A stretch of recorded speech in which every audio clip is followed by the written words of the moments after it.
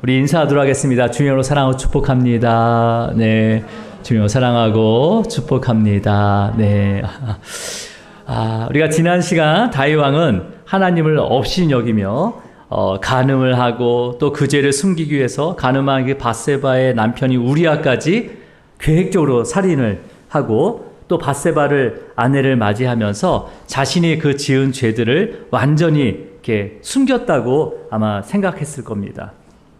하지만 성경은 뭐라고 기록하고 있습니까? 다윗이 행한 그 일이 여호와 보시기에 악하였다라고 기록을 했습니다.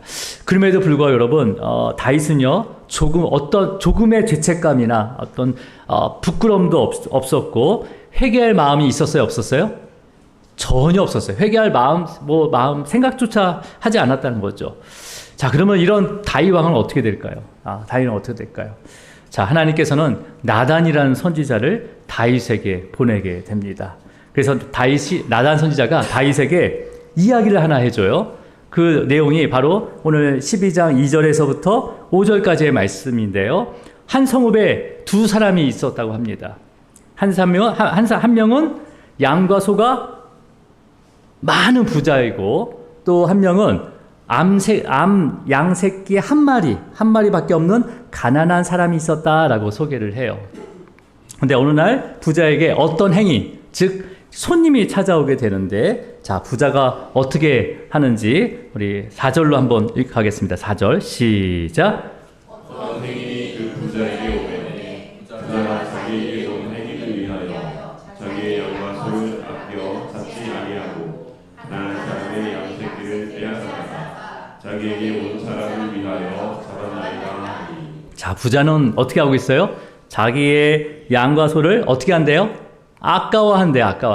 아까워하면서 그 암양 새끼 한 마리밖에 없는 가난한 사람의 양을 빼앗아서 손님을 대접하게 됩니다. 그죠? 예.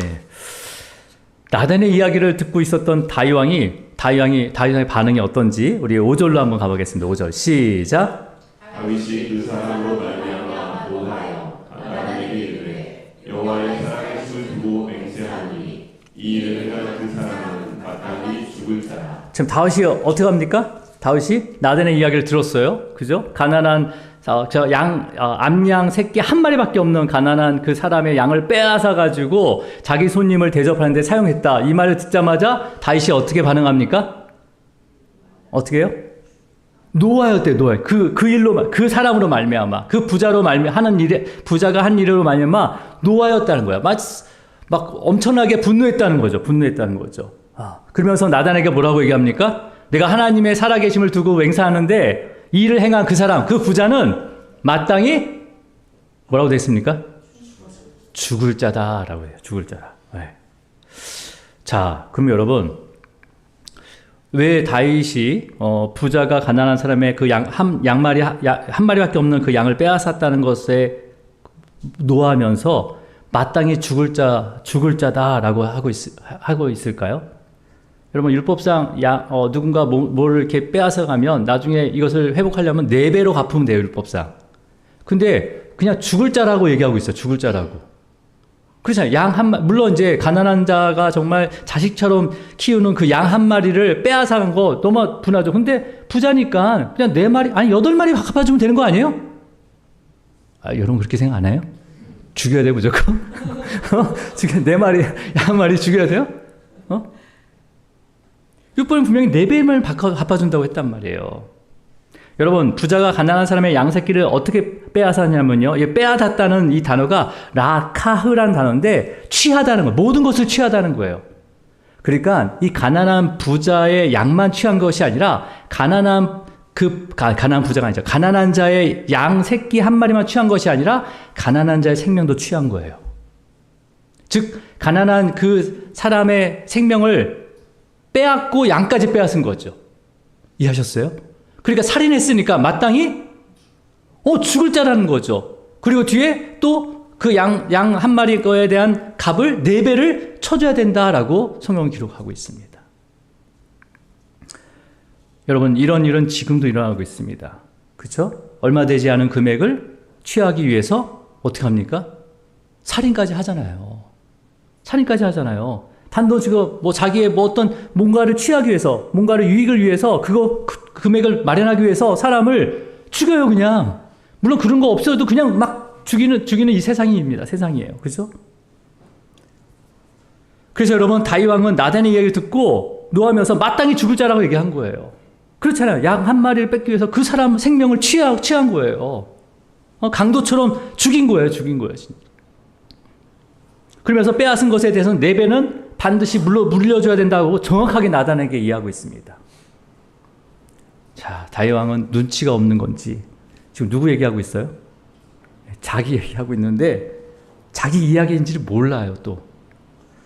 여러분 신앙인이든 비신앙인이든 예수님이 말씀하신 것처럼 형제의 눈 속에 있는 뭐는 지적할 수 있다고요? 티는 지적하는데 정작 자신의 눈에 있는 뭐? 들보, 그냥 집에 있는 대들보. 그게 그만큼의 큰 죄가 있는데도 딴 사람의 죄를 지적하는, 그리고 죄에 대해 무지하다는 거죠. 나단 선지자는 다윗 왕의 이 말을 듣자마자 뭐라고 합니까? 우리 7절로 한번 가볼까요? 7절 시작.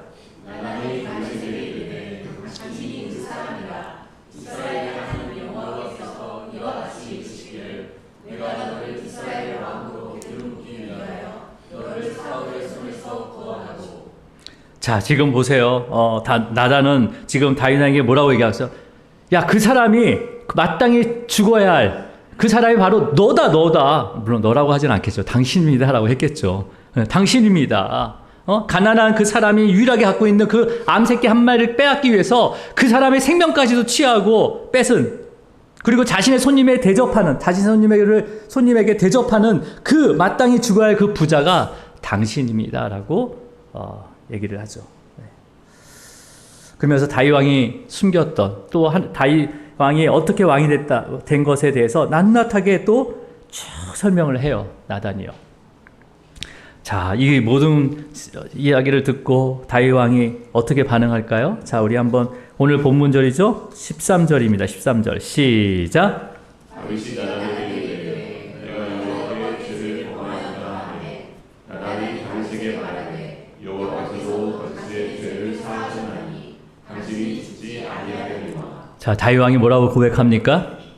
내가 여호와께 죄를 범하였노라라고 합니다. 예. 자, 여러분 보세요. 다윗 왕은 우리아의 아내 밧세바와 동침을 하고 간음을 하고 또 누구를 죽였습니까? 우리아를 죽였어요. 그죠? 밧세바의 남편 우리아를 죽였기 때문에 누구에게 죄를 범한 거예요? 생각해 보세요, 지금. 우리아에게 속한 자잖아요, 밧세바도. 근데 그 주인을 죽인 거잖아요. 그럼 누구에게 죄를 범했다고 고백을 해야 돼요, 사실은? 어려운 질문이에요. 누구에게 죄를 범했다고 얘기해야 돼요? 그렇죠. 실제로 우리에게 죄를 범한 거예요, 사실은. 맞습니까? 자, 근데 그렇다면 피해 당사자에게 먼저 용서를 구하는 게 맞잖아요. 그죠? 그런데 다윗은 내가 여호와께 죄를 범하였다라고 고백하고 있어요. 또 이 고백을 들은 나단은요, 여호와께서도 당신의 죄를 사하였으니 당신은 죽지 않을 것이다 라고 말합니다. 여러분, 우리가 일반적인 생각으로 피해 당사자는 따로 있는데 자기들끼리 죄를 고백하고 죄를 용서하면 끝나는 거예요? 여러분, 이것을 소재로 만든 영화도 있죠. 피해자가 살인자를 용서하기 위해서 면회를 갔는데 그 살인자가 어떻게 해요? 자신의 죄를 이미 하나님께서 용서하셨다고 합니다. 그러니까 피해자가 아멘이라고 합니까? 어떻게 해요? 내가 용서하지 않았는데 하나님은 어떻게 너를 용서할 수 있냐? 라고 하면서 일부러 죄를 짓기 시작합니다. 그리고 죄를 지으면서 하나님께 저항하는 모습이 그 영화에서 그려지는 것을 저는 보진 않았지만 이제 내용을 제가 한번 찾아봤어요. 다시 한번. 물론 여러분, 이 기독교를 조롱해서 만든 영화는 아닙니다. 이걸 만든 감독이 이창동인데 아들을 잃었어요. 그 아들의 잃은 슬픔을 누가 위로해 주냐? 똑같이 아들을 잃은 부모가 위로해 줬다는 거예요. 네. 근데 여러분 이 제목 이 영어 제목이 시크리스 션샤인이에요. 션샤인 비밀스러운 햇살이란 그 영어 제목이 붙어 있더라고요. 그러니까 뭐예요? 실제로 이 여인을 진짜 끝까지 위로한 사람은 기독교인들이었어요. 영화에 자세히 보면 그렇게 기록이 돼 있더라고요. 여러분, 이거는 뭐냐면 죄를 용서하는 주체가 누구인지를 다시 한번 묵상할 수 있는 거죠. 죄를 용서할 수 있는 주체가 누구이냐? 내가 아니라는 거예요. 내가 아니라는 거예요. 여러분, 그 당시 다윗이 왕이 될 당시 왕이었던 당시에 절대 권력을 가지고 있는 왕들은요, 누구에게도 죄를 고백하거나 용서를 구할 필요가 없었어요. 그 당시에 왕의 죄를 지적한다는 것은 어떤 일이냐, 반란을 일으키는 거나 마찬가지예요. 그렇기 때문에 다윗 왕의 죄를 지적하는 이 나단 선지자를요, 쥐도 모르게 죽여도 문제가 없는 시대였어요. 여러분, 사울 왕도 다윗을 숨겨둔 이 아히멜렉 대제사장을 포함해서 제사장 85명, 그 다음에 제사장의 성읍에 있는 남녀와 아이들과 정먹는 아이들까지 또 모든 가축까지요, 몰살을 시켰는데도 누구 하나 뭐라고 하는 사람이 없었습니다. 그리고 사울 왕 또한 자신이 악을 행한 이 악행에 대해서 어떤 죄책감도 없었고 용서도 구하지도 않고 회개도 하지 않았어요. 반면 다윗 왕은 하나님께서 보내신 이 나단 선지자의 말을 듣고 뭐라고 고백하고 있습니까? 내가 여호와께 죄를 범하였다라고 고백했다는 것은 엄청난 일이에요, 여러분. 그래서 왕이 죄를 고백하고 있어요. 누구한테 고백해요? 하나님께 고백하고 있다는 거예요. 하나님. 그리고 여러분, 이것은 어떤 의미냐면 다윗 왕의 이 고백은요, 자기가 가지고 있는 모든 그런 권력, 그런 주권, 그런 것을 다 내려놓겠다는 거예요. 더 이상 이제는 하나님과 하나님의 그 말씀을 업신여기지 않고 하나님의 주권을 인정하겠다는 거예요. 내가 그 주권 밑으로 들어가겠다는 거예요.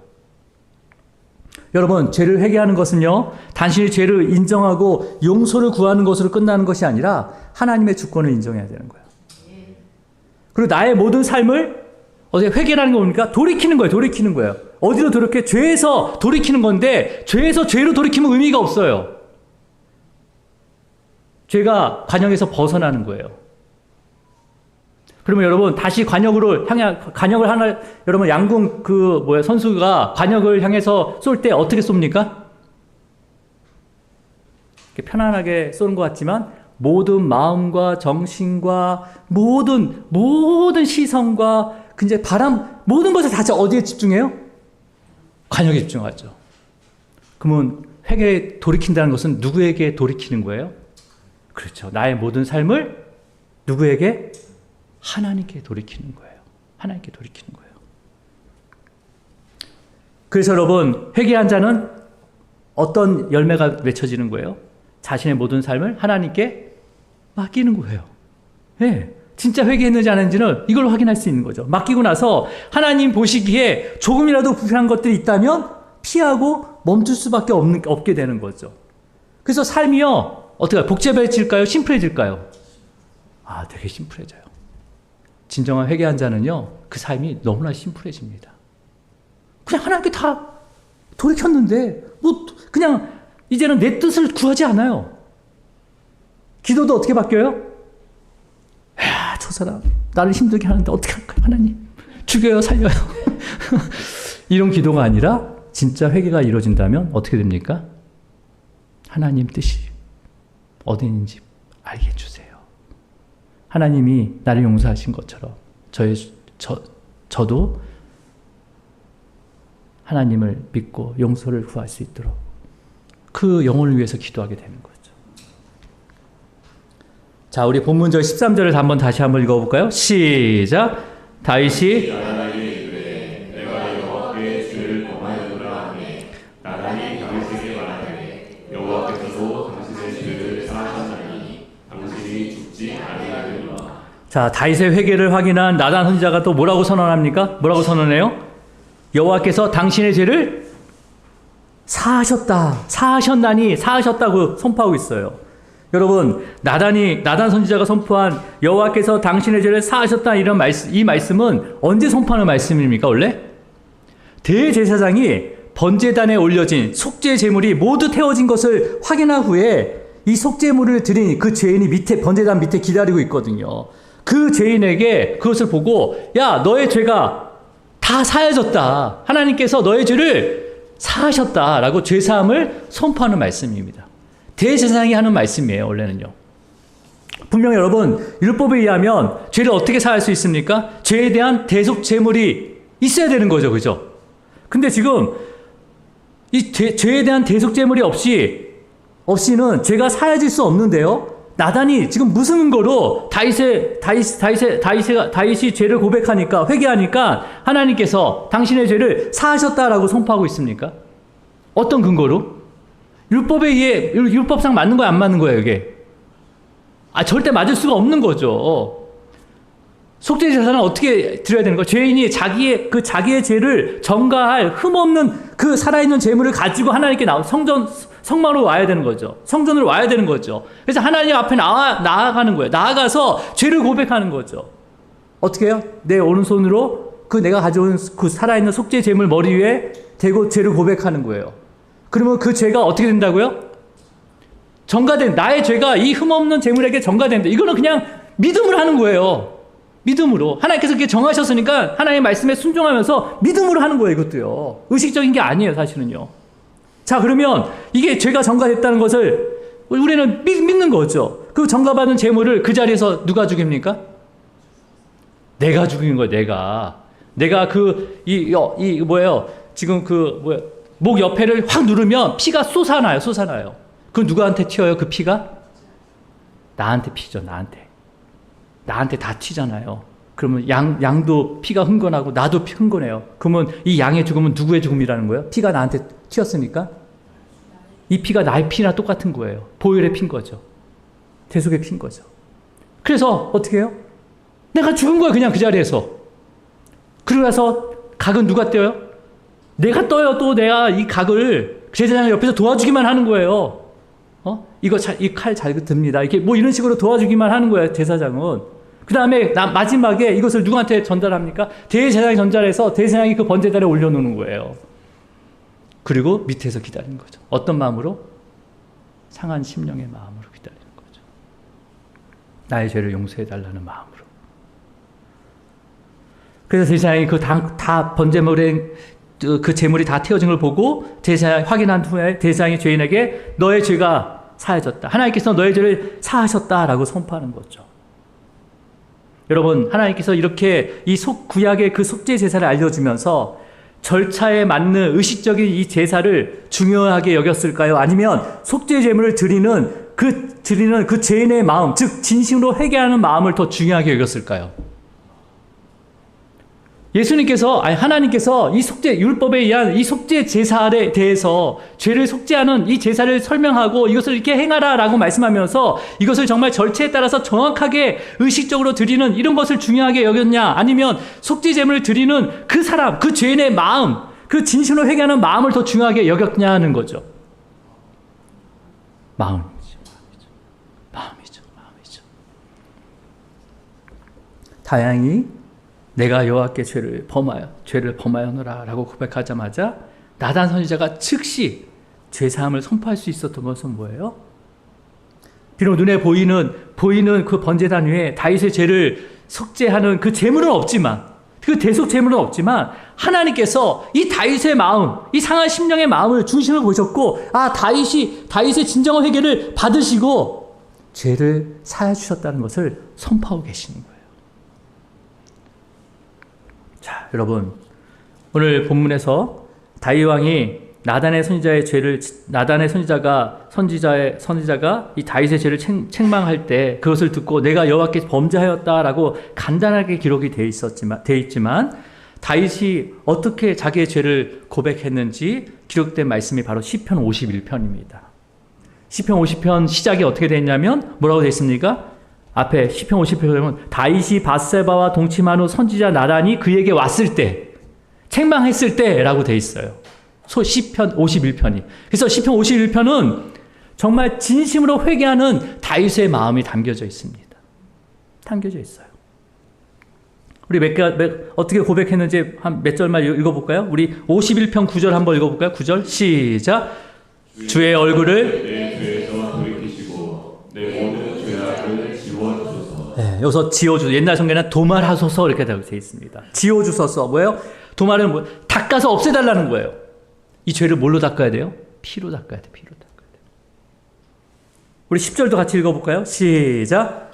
하나님이여 내 속에 정한 마음을 창조하시고 내 안에 정직한 영을 새롭게 하소서. 네, 정함은 내 부패한 마음, 이거는 어떻게든 회복할 수 없어요. 그래서 새로 창조돼야 돼요, 마음은요. 그리고 내 안에 있는 이 정직한 영은 어떤 영입니까? 내 안에 어떤 정직도 없어요. 선함도 없어요. 이 정직한 영은 뭐예요? 바로 성령이에요, 성령. 주님의 영이신 성령입니다. 그 성령이 새롭게 다시 세워지게 해달라고 간구하고 있는 거예요. 11절도 한번 가볼게요. 11절 시작. 나를 주 앞에서 쫓아내지 마시며 주의 성령을 내게 거두지 마소서. 떠나지 말라는 거예요, 주님. 여러분, 다윗이 자신의 죄를 고백하며 부패한 마음을 정말 닦아서 없애주시고 주님의 보혈로 또 정한 이 순수한 마음을 다시 창조해달라고 기도하고 있어요. 그리고 나도 정직한 영, 그 성령, 주님의 영인 그 성령을 다시 한번 내 마음 가운데 세워주시고 그 성령을 거두지 말라고 간절히 기도하며 회개하고 있었습니다. 여러분, 다윗은 하나님의 마음을 알았을까요? 몰랐을까요? 다윗이 하나님의 마음을 너무나 잘 알고 있음을 17절에서 찾을 수가 있습니다. 자, 우리 한번 17절, 시편 51편 17절입니다. 시작. 하나님께서 구하시는 제사는 상할 심령이라. 하나님이여 상하고 통회하는 마음을 주께서 멸시하지 아니하시리이다. 여러분, 지금 하나님께서 구하시는 제사, 원하시는 제사는 겉으로 보이는 속죄 제사가 아니라는 거죠. 의식적으로 드는 속죄 제사가 아니라 하나님께 먼저 죄를 인정하고 용서를 구하면서 자신의 그 모든 것을 내려놓고 자신의 모든 삶을 하나님께 돌이키고 의지하는 그 상하고 통회하는 마음을 하나님께서 원하신다는 거예요. 여러분, 이 다윗이 정말 처음으로 정말 그 대속 제물 없이 오직 그 마음으로 주님께 드려서 용서를 받은 자예요. 용서를 받은 자. 그러면서 뭐라고 되어 있습니까? 이 마음을 멸시하지 않는데요. 나의 상하고 통회하는 마음, 이 죄로 인해서 상하고 통회하는 마음, 이 회개하는 이 마음을 하나님께서 절대 멸시하지 않으신다는 그런 하나님의 그 인자하심과 그 선하심을 다윗은 분명히 알고 있었습니다. 여러분, 그래서 다윗이 괜히 하나님의 마음에 합한 자가 아니라는 거예요. 그 마음을 너무나 그 상하고 통회하는 마음을 주님께서 절대 멸시하지 않으신다는 그 하나님의 그 인자하심과 선하심을 너무나 잘 깊이 알고 있었다는 거죠. 이제 말씀을 정리하도록 하겠습니다, 여러분. 여러분, 다윗 왕은 죄를 지은 후에 어떤 죄책감도 없었고 회개할 수도 없이 죽어 마땅한 자였지만 하나님께서 나단 선지자를 보내주신 것은 너무나 큰 은혜인 거죠. 그죠? 또 왕의 죄를 책망할 수 있는 이 나단 선지자의 믿음도 칭찬받을 만합니다. 그죠? 제가 나단 선지자라면 얘기 못했을 것 같아요. 또 그 책망을 듣고 죄를 회개한 다윗 왕 또한 하나님의 언약 아래 있는 자임이 분명합니다. 그죠? 여러분, 우리가 성경을 읽을 때마다 또 아마 매일매일 성경을 읽을 때마다 하나님께서 주시는 마음이 있고 또 위로도 있지만은 어떤 마음도 있을 수 있어요? 찔리는 마음도 있을 수 있죠. 예. 또 불편한 마음도 있을 수 있습니다. 말씀을 읽을 때뿐만 아니라 예배마다 또 아니면 찬양을 부르고 기도할 때마다 그런 마음을 성령께서 주실 수 있죠. 물론 마음의 위로도 받는 것뿐만 아니라 이런 찌름과 불편함이 있어요, 없어요? 네. 그러면 그 불편함에 대해서 여러분 기분이 상하거나 불편하게 여기는 것이 아니라 정말 상하고 통회하는 마음으로 하나님의 주권을 인정하시기 바랍니다. 그리고 나의 모든 삶을 다시 한번 하나님께 돌이키고 의지하는 그 회개의 영이 역사하기를 축복합니다. 여러분, 상하고 통회하는 마음으로 회개한 이 다윗의 죄를요, 하나님께서 용서하셨지만 그 죄값으로 다윗과 밧세바 사이에서 낳은 아이의 생명을 거두십니다. 예. 그 죄값을 치르게 하신 거예요. 용서는 하시지만 그 죄값을 치러야 된다는 거죠. 다윗도 얘기했잖아. 4배를 갚아야 된다라고 얘기했거든요.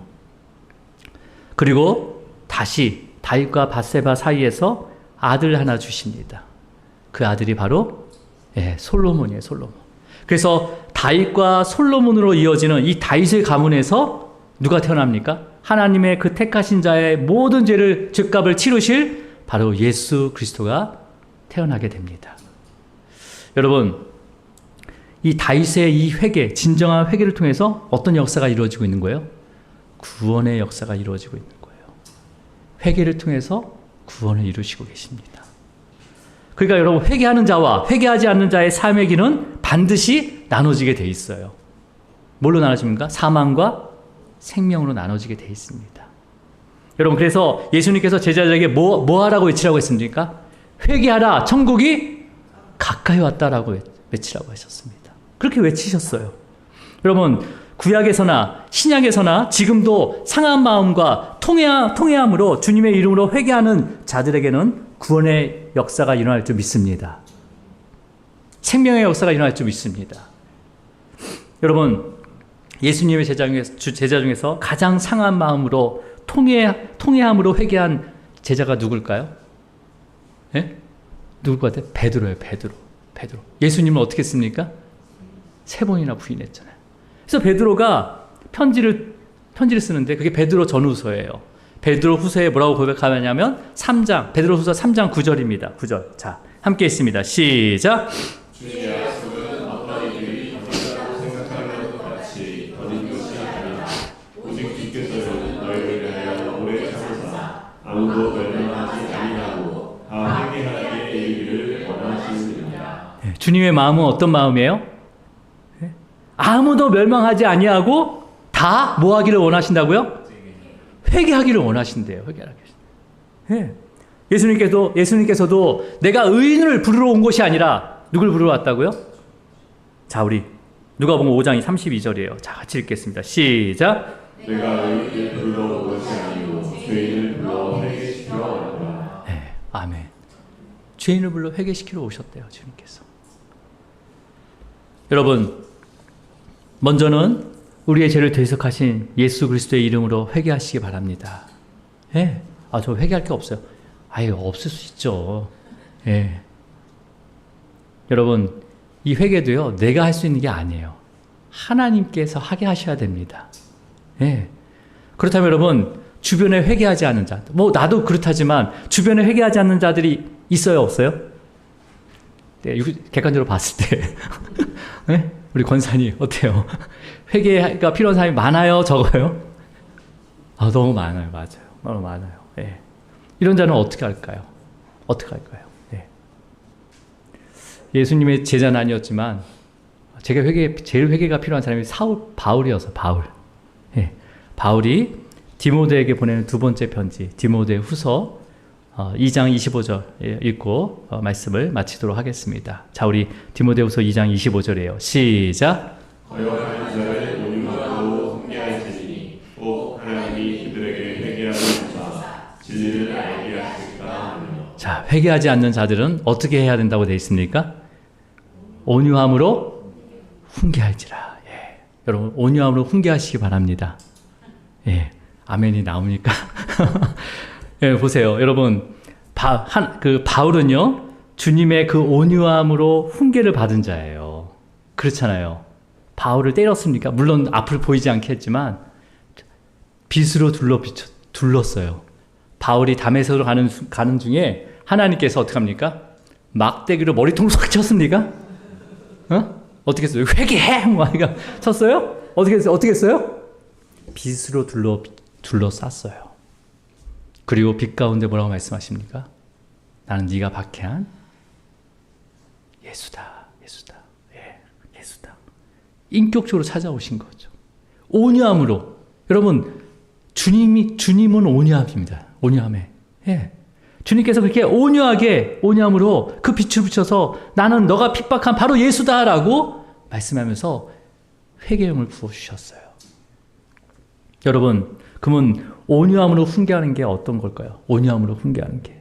예. 여러분 온유함을 가지고 계십니까? 이렇게 조용하세요. 온유함을 가지고 계십니까? 여러분, 우리가 물론 온유는 이 야생마를 아주 순하게 줄 하나로 딱 움직일 수 있을 정도로 이렇게 길들여지는 게 온유예요, 사실은요. 근데 성경의 온유가 어떻게 해서 이루어집니까? 온유는 성령의 9가지 열매에 포함되어 있어요. 그죠? 그러면 내가 온유함으로 훈계하려면 먼저는 어떻게 해요? 나도 먼저 회개가 돼요. 회개의 열매를 맺고 그 다음에 성령의 첫 번째 열매인 뭐가 넘쳐야 돼? 내 안에 있어야 되는 거예요? 사랑이 있어요. 이런 일반적인 사랑이 아니라 정말 아가페적인 사랑. 하나님께 받은 그 사랑이 가득 채워진 다음에 그 안에 뭐가 있어야 돼? 또 뭐가 넘쳐야 되는 거예요? 기쁨이 넘쳐야 되는 거예요. 그 기쁨 가운데 평안이 임해야 되고 그 가운데 어떤 상황에서도 오래 참음이 있어야 되고 그 오래 참음 가운데 내가 자비를 베풀 수 있도록 그러면서 하나님의 양선, 하나님의 뜻을 찾아가는 하나님의 뜻을 채우는 거죠. 그 다음에 어떻게 그 뜻을 채운 가운데 내가 충성하게 되는 거예요. 그 다음에 비로소 온유가 나타납니다. 그럼 온유로 훈계하는 게 쉬운 겁니까? 어려운 겁니까? 어렵다고 하면 안 돼요, 여러분. 주님이 맺게 하시는 열매들을 통해서 내가 그렇게 훈계할 수 있는 거니까. 내가 할 수 있는 게 아니라 주님이 하게 하시는 거예요. 예? 여러분, 그러한 열매를 통해서 회개를 하게 된다는 거죠. 그 회개한 자들이 이제 모든 삶을 하나님께 돌이키고 의지하면서 이제는 또 다시 열매를 맺어가는 거예요. 그래서 회개는 뭐라고요? 회개는 누가 준다고요? 하나님이 그들에게 회개함을 주신다는 거예요. 하나님께서 주시지 않으면 어느 누구도 회개할 수 없습니다. 여러분, 회개는 다시 한번 정리하면 회개는 죄를 인정하고 용서를 구하는 것으로 끝나는 것이 아닙니다. 그죠? 자기를 부인하는 거예요, 사실은요. 나의 모든 것을 내려놓는 거잖아요. 왕이 죄를 고백했다는 것은 나의 모든 권력을 그냥 하나님 앞에 내려놓은 거예요. 자기를 부인한 거예요, 그냥요. 자기를 부인하고 나의 삶의 모든 것을 이제는 누구에게 돌이키는 거예요? 세상이나 어떤 인간에게 돌이키는 것이 아니라 그냥 하나님께 완전히 돌이키는 거예요. 집중하는 거예요, 그냥. 그러면서 어떤 마음으로 나가는 거예요? 상하고 통회하는 마음으로 주님 앞에 나아갈 때 성령께서 우리의 부패한 그 마음을 주님의 보혈로 닦아서 없애주시고 정한 마음을 창조해 주십니다. 그리고 진리를 알게 하시고 또 정직한 영이 이 성령이 늘 여러분의 삶 가운데 충만하기를 주의 이름으로 축원합니다.